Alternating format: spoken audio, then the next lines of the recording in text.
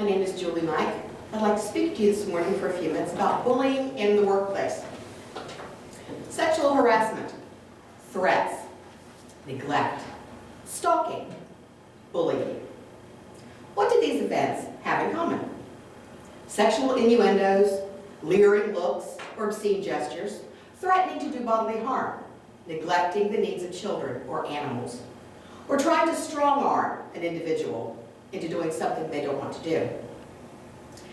None of these events relies mainly on physical contact, but mostly gestures, facial expressions, or language and tone. They are also illegal, or are they? Sexual harassment in the workplace is illegal in some form in all 50 states. Threats of violence or stalking are considered misdemeanors and are punishable by incarceration and/or a fine. Child neglect and animal neglect are both punishable offenses in the state of West Virginia. Bullying in the school system is punishable by suspension and/or expulsion. What about bullying in the workplace? Sexual harassment and threats are both prohibited in the workplace and are grounds for disciplinary action up to and including dismissal. Bullying in the workplace is not. Do each of these situations affect employees differently? Is one less severe than the other? Why is bullying not treated with the same level of intolerance as harassment or threats? Is bullying even the correct term? Or does this type of behavior only occur in the schoolyard? In the article, Taking Aim, Workplace Bullying Can Torpedo Value of Employee Benefits, Deborah M. Messer, a consultant for life solutions at the University of Pittsburgh Medical Center, states that most people don't even know when they are being bullied. They know they feel awful around certain people, but they don't know what bullying is. The Workplace Bullying Institute at www.workplacebullying.org defines bullying as repeated, health-harming, abusive conduct committed by bosses and coworkers, which can include sabotage by others that prevents work from getting done, verbal abuse, threatening conduct, intimidation, and humiliation. The majority of those bullied are either subordinates or direct reports. Women also rank higher in bullying incidents than men. This includes those in managerial positions. A study conducted by Denise Solon found that only female respondents reported being bullied by subordinates.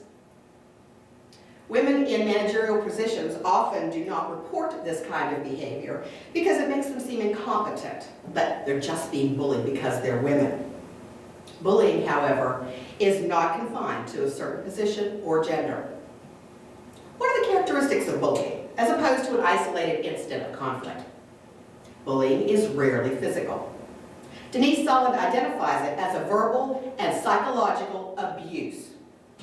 They can include shouting, stalking, trying to intimidate, blowing things out of proportion, placing blame on others, being disrespectful, mobbing. Now that means ridiculing or scolding someone in front of a group.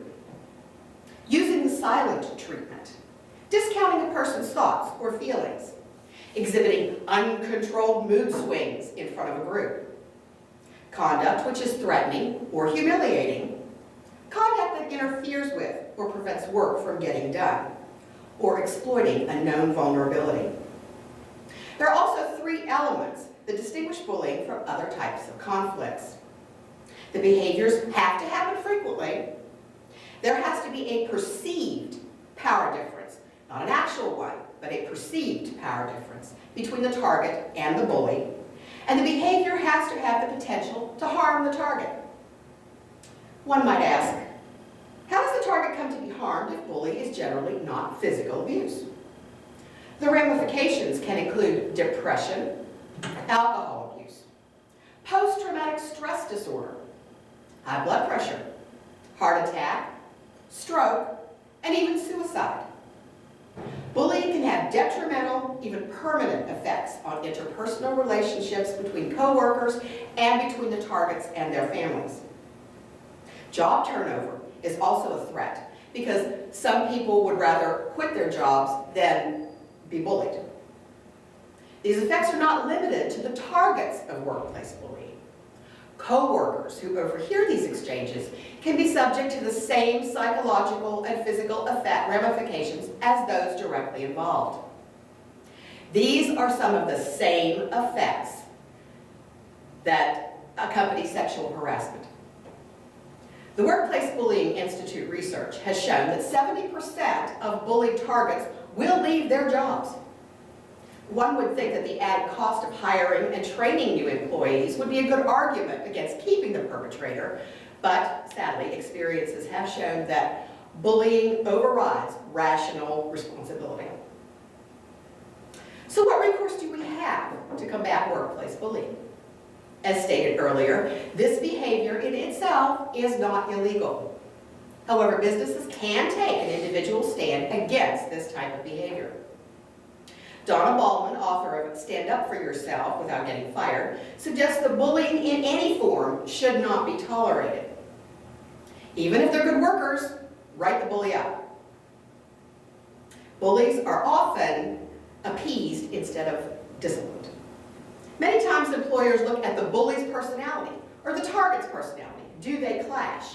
Instead of looking at the bully's actions themselves. A zero-tolerance policy should be in place when employees are hired, thereby giving managers and targets a platform to stand on. Whether there is a policy in place or not, victims of bullying should be encouraged to report the incident to their supervisors. Write down every episode with as much detail as possible.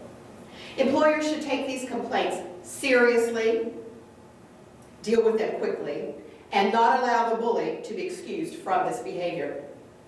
Employees need to know they are supported and have options in the workplace. In conclusion, bullying in the workplace is a very real threat that happens much more frequently than some may believe. It can cause long-term and sometimes fatal consequences in not only the target, but the innocent bystanders that witness these conflicts. This type of behavior should not be tolerated, and the bully should not be appeased or coddled. Employees need to know they are safe and respected in their place of employment.